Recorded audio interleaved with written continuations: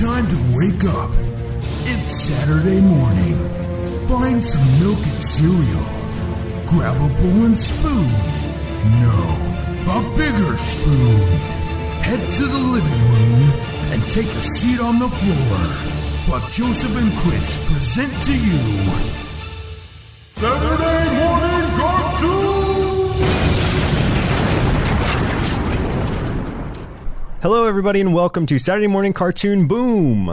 This is a show where we plop down on the living room floor with a big bowl of cereal and watch all of your favorite cartoons, both old and new. I'm Joseph. And I'm Chris. And today we carry on with our spooktacular October Scare-a-thon by watching Real Monsters from 1994. I like that you did the I never know how to do it. What am I supposed to just do like, Real Monsters? You can't I don't say know. that. There's 3 exclamation points. You can't just say it. They made it really hard for everybody putting that in there. So like when you pronounce the show, like it sounds weird if you just go, Real Monsters. Like you have to be like, Real Monsters. Yeah, if you're reading it like it's written, you have to. And you can't just say Real Monsters because that could be anything. Yeah, you can't just be like, hey, did you watch Real Monsters?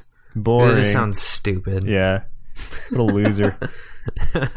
Anyway, Real Monsters ran from 94 to 97, created by Gabor Supo and Peter Gaffney, and produced by the Klasky Supo Company, who also did the Tracy Ullman version of The Simpsons. Those shorts, they did Rugrats and they did Duckman and various other things, but those are some of the highlights. That makes sense because a lot of the voice actors on this show were also in Duckman and Rugrats. Yeah. Cool to know. It ran for 4 seasons, 52 episodes total, and there were a couple specials as well. For a short synopsis of this, and I don't know how much I like this synopsis, but I'm going to read it anyway because it's from IMDB. The show takes us through the struggles of life as a child monster.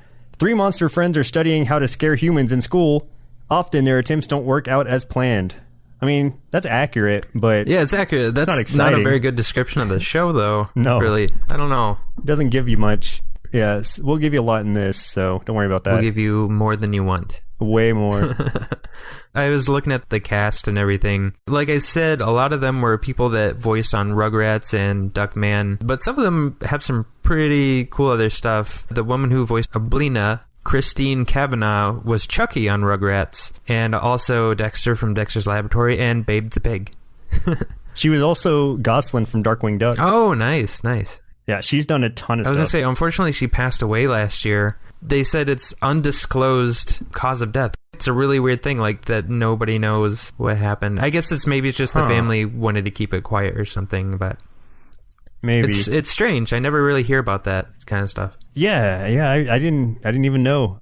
Guy that voiced Krumm, David Eckles, he didn't do a whole lot of other voice acting, but he was Reptar on the Rugrats. He's a sound editor first and foremost, and he did the sound editing for Duckman and the Rugrats movie, just to name a couple Pretty things. much. What was the one line that Reptar has? Oh, me Reptar, me want eat. Isn't that it? I think it's something like that. I don't know. That's David Eckles' contribution to the world. Yeah, and then we had the character of Ickis, done by Charles Adler, who's in tons and tons and tons and tons and tons of stuff. Like, every cartoon you can think of, he's on there. Check out his IMDb page. And he's been in Transformers, G.I. Joe, Gem, Tiny Toon Adventures, Aladdin. Currently the voice of MODOK from Avengers Assemble and in any of the Disney games, so Disney Infinity, things like that. He was Mr. Big Head in Rocko's Modern Life. Yes, he was. He voiced a lot of my favorite characters from back in the day. And he's still in tons. He was Cow and Chicken from Cow and Chicken. Right. He is all over the place. This is a cartoon that I remember and have never watched, so I kind of want to do it on the show sometime. He was Roddy Piper in Rock and Wrestling. That's a show? Yeah. Amazing. I'd never seen it. I vaguely remember something about it, so I want to do that on this show sometime. We absolutely have to now. Put it down on the list. So my favorite person from this cast was the guy that voiced the Gromble. And I was impressed. I'll talk about it more, but I was very impressed with the Gromble. More than I originally was when I was a kid. But Greg Berger, who's also been in every cartoon ever, including Transformers, because he's the voice of Grimlock, which is awesome. And sweet. I saw him at Comic-Con in San Diego this summer for Transformers Devastation. He was there promoting it and voicing Grimlock through the entire panel, which was so much fun. That's amazing. And I've been playing Devastation. I've been playing the crap out of it lately, actually. Grimlock? So, of course. Oh, yeah, he's awesome. Yes. Got the tail whip and everything. It's so cool. He's voiced a whole bunch of other stuff too. I'm really impressed with his line of work in particular because he voices a lot of characters that I remember and just would never have guessed that it's all done by the same guy. So very impressed with his range. One thing that I thought was really funny as I was watching this, the character called the Grumble reminded me a little bit of Tim Curry. I was like, obviously that's not Tim Curry, but just some of the mannerisms kind of remind me. And then I find out Tim Curry's part of the cast, but he plays another character. He is like the assistant to the Grumble, Zimbo, that little bird mutant thing. The little thing with one foot that sits on top of the big guy. Snorch? Yes. If you can't tell, like, we love the cast. The cast they've been all over the place. This show notwithstanding, it was fantastic. I love their acting in this. Oh yeah, they did a great job. I was very, very impressed with the level of voice acting in this show. It's better than a lot of shows now. Yeah, I was impressed all around. Definitely. Just to mention, this was originally airing on, I think it's only aired on Nickelodeon. Yeah, it was one of the Nicktoons, but it came later than a lot of the other ones. Yeah, still considered a 90s Nicktoon, though. So anytime they do those 90s callbacks on Nickelodeon, this is usually one of the headliners. Absolutely. For a few of the main characters, we have, and we've already mentioned this, Ickis, Oblina, Krumm, and the Grumble, just to name a few. These are the highlighted characters in this show. There's a few fun facts we can go through. The Grumble character, just to keep talking about him, was heavily inspired by the Blue Meanie from the Beatles animated movie The Yellow Submarine. Somewhat in the way that he looks, but primarily because of the way his voice is and his mannerisms, where it goes from like a calm, lucid voice to like shouting just all of a sudden. He played a perfectly like bipolar monster, basically. It's kind of like, I'm sure you've seen Powerpuff Girls, him? Is that what it was? The red guy? Yes. Yeah. He's a lot like that. Yeah. There's a ton of merchandise for this show. There's a video game for the Sega Genesis and the Super Nintendo. There were some Fleer trading cards, and there were some toys that I didn't even know about, but I need to get them now. There's a Krumm toy whose special action was that he spit his eyeballs out, and his armpits really stunk. So those may be the two best things I've ever seen attached to an action figure ever. I need to find this figure and obtain it. I can't believe that he actually stinks. That's I wonder how they pull that off. Yeah, and is it like a permanent stink? Is it going to stink forever? Does it wear off? Who knows? I got to find this toy.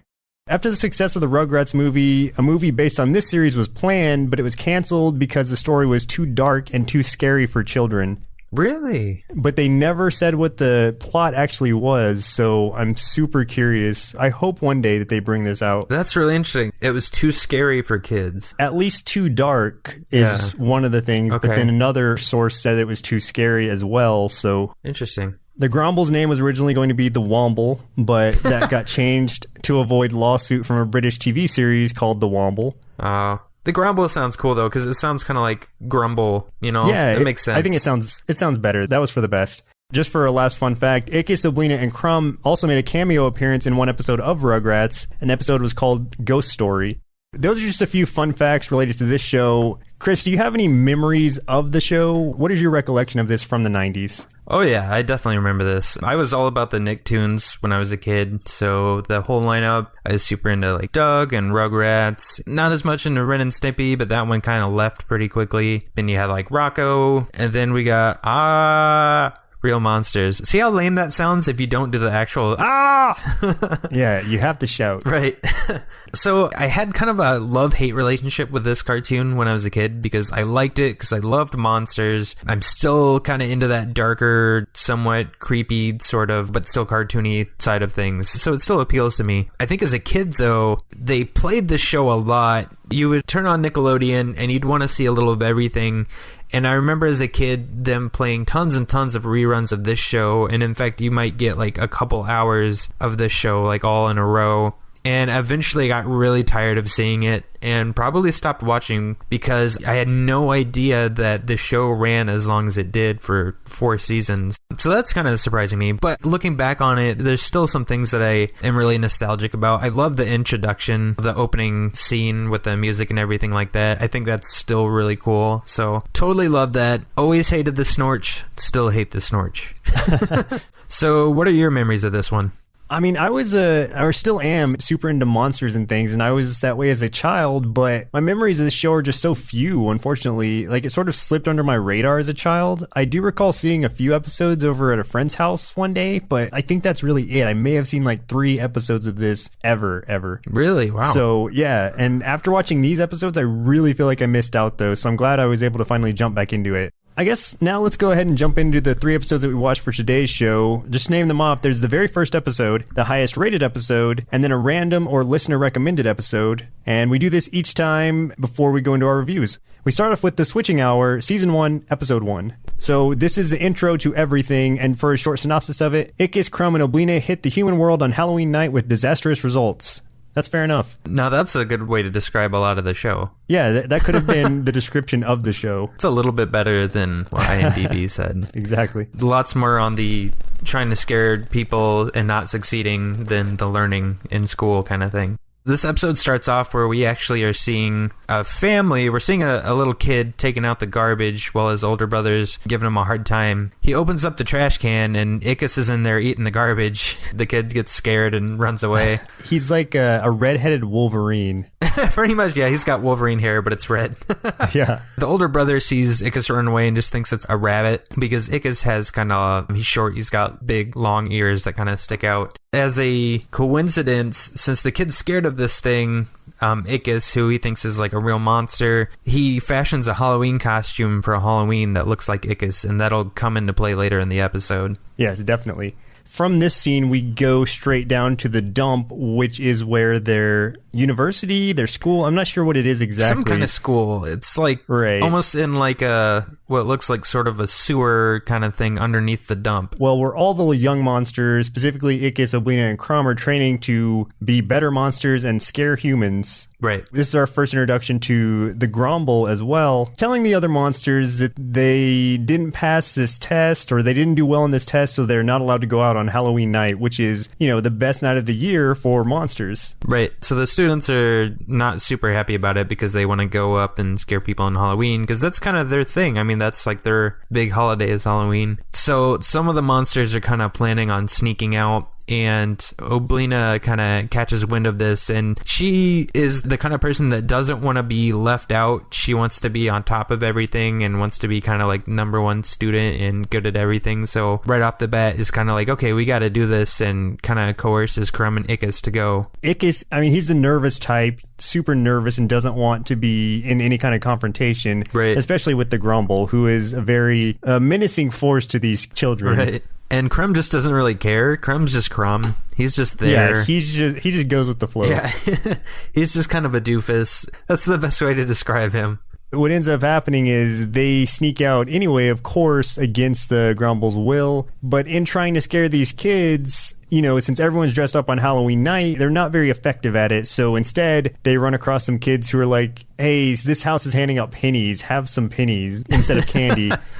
But these monsters they're like garbage disposals, I guess, because they eat pretty much anything, right, especially metals. So they love the pennies. They try to go to the house that has the pennies and do trick or treat, but they misheard it. So they're saying, prick your feet. Right. And they actually argued about what the kids are saying for a few times. So they went back and forth for a while trying to figure it out. And so they decided on prick your feet. So they go to this door and they get their first batch of pennies. And then they're like, wow, this is great. Let's do it again. And so they, not knowing the tradition, they just try to go to the same door over and over again to get more and more pennies. The penny thing started what's one of my favorite jokes throughout this episode is Krumm just starts eating everything. So he's eating all these pennies, and then they get pulled into this party with these other kids, and there's just random things going on, and Krumm just keeps eating everything that gets passed to him. They did this thing where the kids turn off the lights and they're passing stuff around, and they're like, oh, this is like the booger of a Tyrannosaurus Rex, and stuff like that. Thing of grapes, you would say it's like a bowl of eyeballs and stuff like that. Right. Just goofy stuff. You try to gross other kids out. So everything gets passed around. Krumm just keeps eating it when it gets passed to him. And he doesn't think that they're doing a good job of being scary, so he passes his own eyeballs around because if you haven't seen Krumm has 2 arms on top of his head that holds his eyeballs. His hands hold his eyeballs in place. If he just opens his hands, his eyeballs, drop to the ground or whatever, so he can do anything with them at any time. So, but if he needs both his hands, he has to hold his eyes in his mouth. Yeah. So he passes his eyeballs around, and at some point someone turns on the light and sees that they're actually holding real eyeballs, and they blink. And the kids get scared and run away.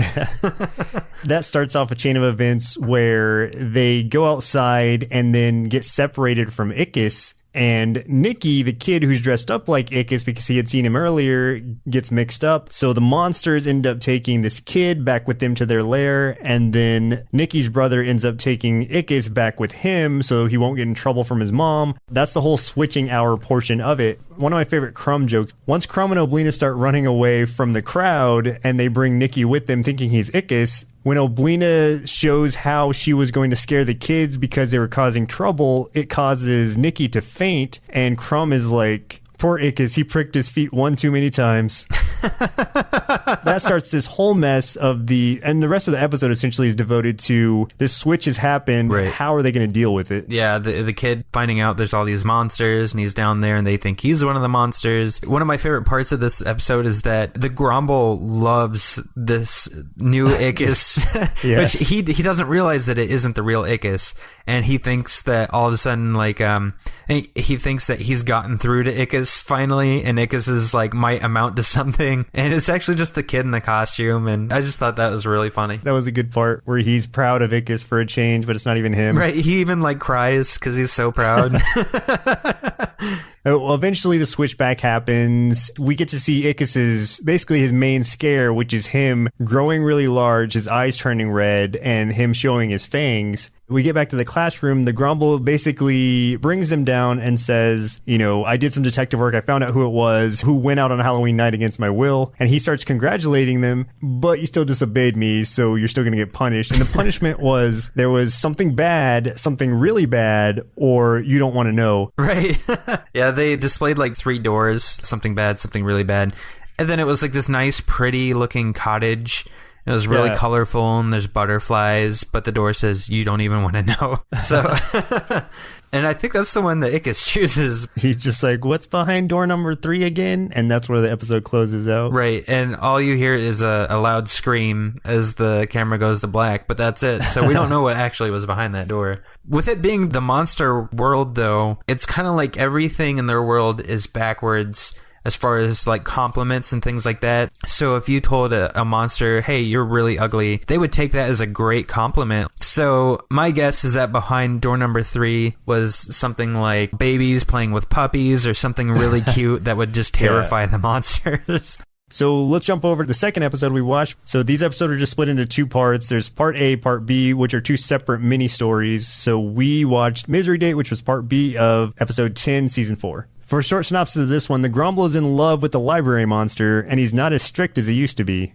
That works, I guess. IMDb's kind of disappointing me on their descriptions. I was very surprised that the highest rated episode was very, very much about the Grumble. Just because when I was a kid, that was my least favorite character. I hated the Grumble. I guess because he represented an authority figure, and being a kid, no one likes authority figures, especially ones that yell a lot. So it really blew my mind that this was the highest rated episode, but it was still a good episode. Yeah, exactly. This episode, I can understand it as an adult. Like you said, as a kid, maybe not, because it's very Grumble heavy, but it was really hilarious. I think out of the 3 that we watched, this was probably the funniest one. Yeah, I would agree. It had some really funny moments. And basically what's going on, kind of like the description, the Grumble becomes infatuated with the monster that runs the library, who I guess is a female monster. It's hard you can't tell looking at them, It is hard to tell, and the library monster is a weird one. First, weird that her name is Library Monster, but second, she has a TV screen in her face, and then some film reel coming in and out of her head, which is actually what sets up the whole infatuation, because The way that the film is, it gets all shambled when the library monster falls over. So I guess it resembles a head of hair on her head. And then the reels are sitting on her head almost like earrings, the way that it looks at that point. So that's when the Gromble just gets completely infatuated with her. But she's such a contrast to his character. She's a super nice and like quiet monster. He loves being cruel. Like, he's proud that he's a mean and loud monster. So he's got to change his ways to gain her affection. Right, so he ends up going to, well, pretty much the only other monster that we know is a female, which is Oblina,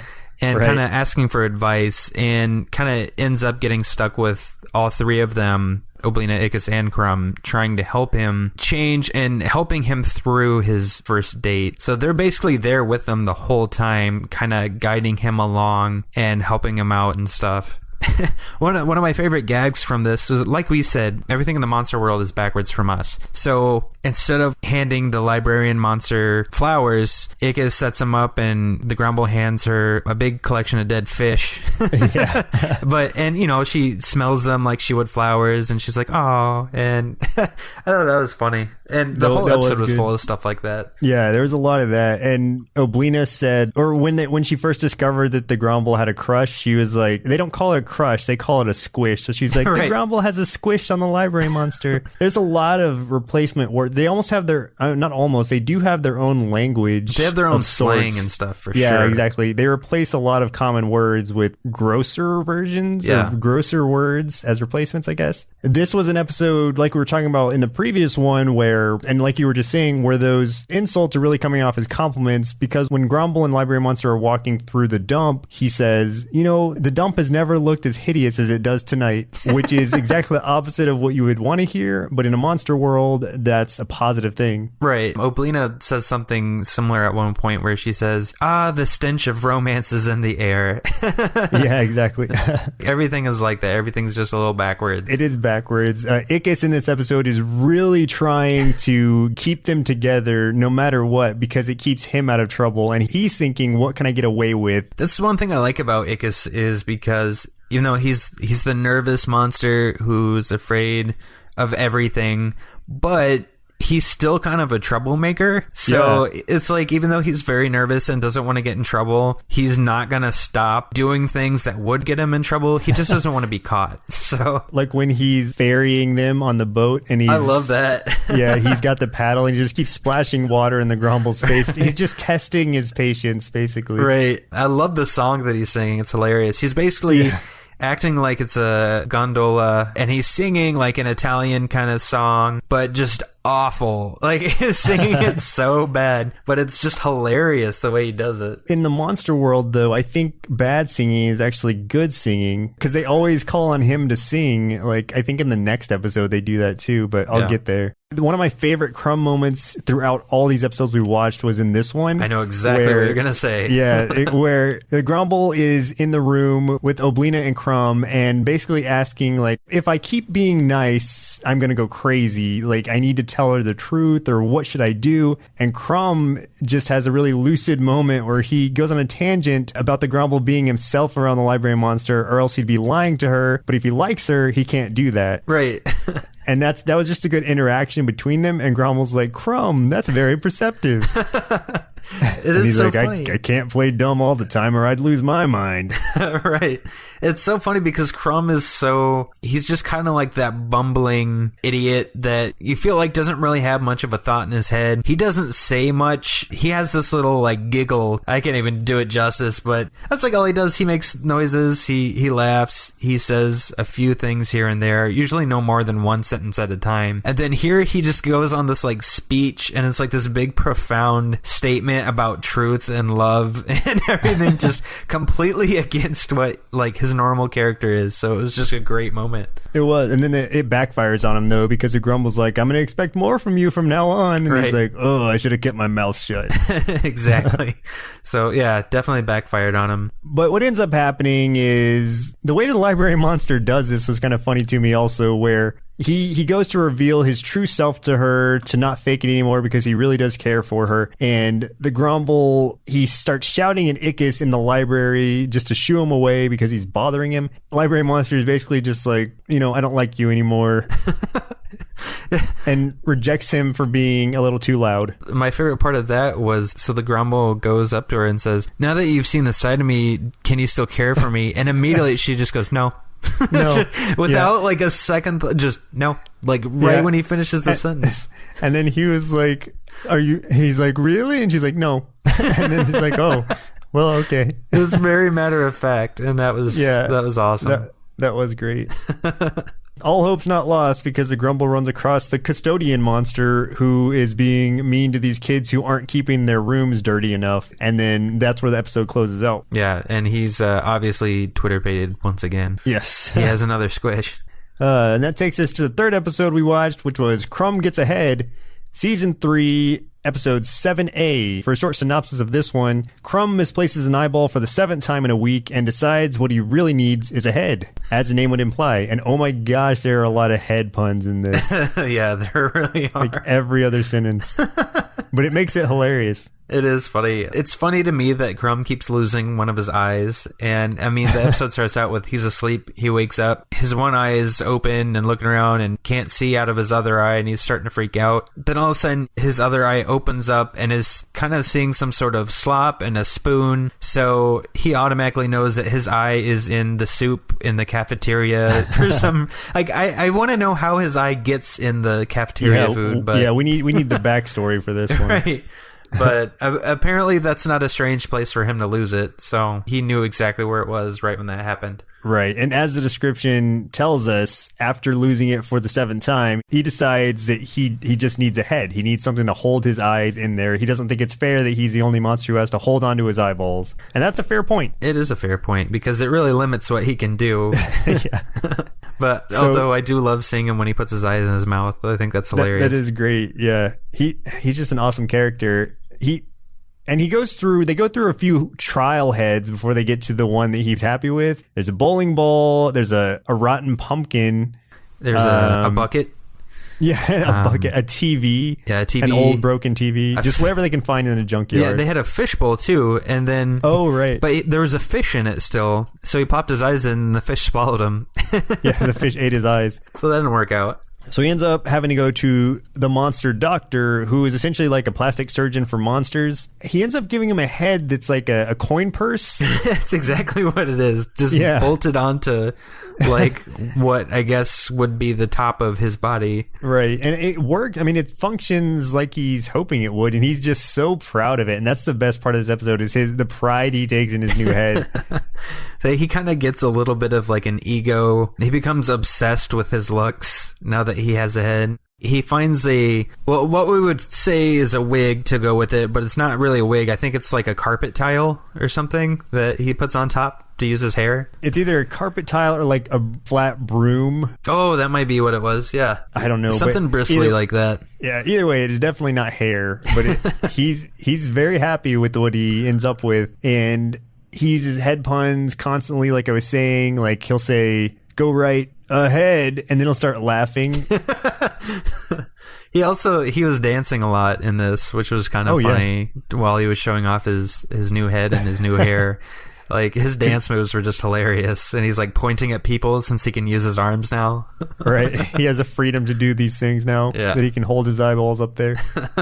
So, as Ickes points out later, he thinks Krumm's head is going to his head. Oh, God. All the head puns. It just never ends. This takes us to a moment, or actually a good moment for Krumm, though, where Ickes and Oblina have pretty much given up on hanging out with Krumm, or doing scares with Krumm, because he's just so obsessed with his head, or fixated on it, or is really limiting the things he can do as a monster. So they go to this junkyard where this trash compactor is crushing cars to try to scare this human there, but then they see these aluminum cans, like a big car full of them, and Oblina calls them aluminium cans. Yeah, I had that down too. That cracks me up.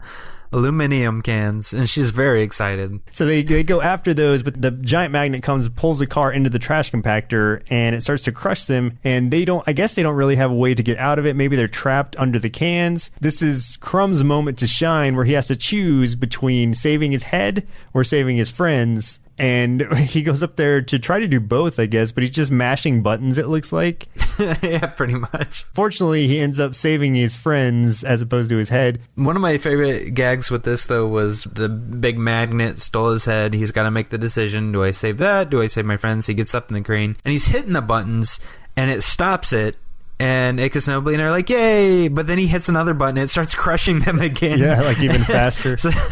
And then, he undoes it again. But I thought that was really funny that he saves them, and then almost kills them again, and then saves them again. I want to point out, and I meant to mention this earlier in the episode, and I completely forgot, but the one thing that I never liked Oblina much as a kid, I like her more now, and the reason I like her the most now is because of her voice, because she has a really like waspy British woman kind of voice. Is basically how she sounds, and that just makes her character, and it's so funny to hear. Yeah, it's funny, and it's very forced in a way. Like, she's trying to make these words into the waspy British, like aluminium, for instance. Yeah, like, right, the way exactly. that she says that, everything has to sound sophisticated. She has to enunciate, and she usually enunciates things wrong. It just makes it even funnier. Yes. So yeah, that was something that I didn't catch or understand as a kid, but as an adult, I find really funny. It was a good episode. It was really funny. Yeah. All three of the episodes were really good. I agree. These were 3 strong episodes. It was a good run. Yeah, it made me want to go back and try to figure out which ones I didn't see and make sure I see those for sure. Because, like I said, I think I got burned out on it as a kid because of all the reruns. And then I know that I missed a lot of it because I was like, oh, they're just playing the same ones over. I don't want to keep watching them. So I'm kind of in the same boat as you, where I'm like, there's plenty that I'm sure I missed out on. So yeah, I'd like to watch more of these too. Yeah, definitely. This seems like a good time to bring out our younger selves to see what they thought about this show overall. Chris, how did your inner child feel about this? All right, let me bring him out. I like this cartoon because I like monsters. Ickis is so funny, and Krumm, but I don't like Oblina, but I do like candy canes, and she looks like a candy cane. The Grumble is funny, but he yells a lot and wears high heels like my Uncle Jerry. Overall, I would give this cartoon 2 cereal bowls out of 3, but they have marshmallows, so they're extra special. Joseph, what did you think? Real Monsters ranges from icky to gross to just plain disgusting, and that's exactly why I love it so. This show appeals to me from all angles. It has lovably monstrous characters, abnormally awesome animation, frightfully funny situations, and lifts the creepy curtain on things that go bump in the night. Everything a horror kid could ever ask for. I highly recommend this to horror fans especially, but truly believe that anyone could find something to enjoy about it. It would come as no shock that I have an extreme squish on this show, and wouldn't hesitate to give it 3 overflowing bowls of cereal out of 3. Now back to our older, inferior models. Thanks, I guess. That's kind of rude. Yeah, watch yourself, kid. You become this older, inferior model one day. Anyway, folks, it looks like our milk supply has now run dry, so it's time for us to say goodbye. Once more, I'm Joseph. And I'm Chris. Next week, we continue our spooktacular October cartoon spree when we watch The Simpsons Treehouse of Horror. And we'll see you next Saturday. Thanks everyone for listening. If you like what you heard, please give us a 5-star rating on iTunes. Definitely reach out and let us know what cartoon you'd like us to cover, along with some of your favorite episodes so we can feature them on our show. If you'd like to contact us, please tweet us at smcartoonboom on Twitter, email us at smcbpodcast@gmail.com, or visit our network site bsexcluded.com to find this and many other awesome shows.